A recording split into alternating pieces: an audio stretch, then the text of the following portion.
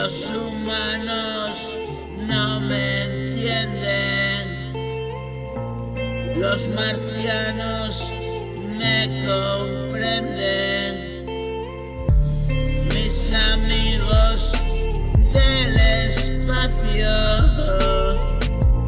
Caminamos muy despacio, lentamente hacia la luz. Conozco mi oscuro y tú, que padeces como yo, vas cambiando de actitud.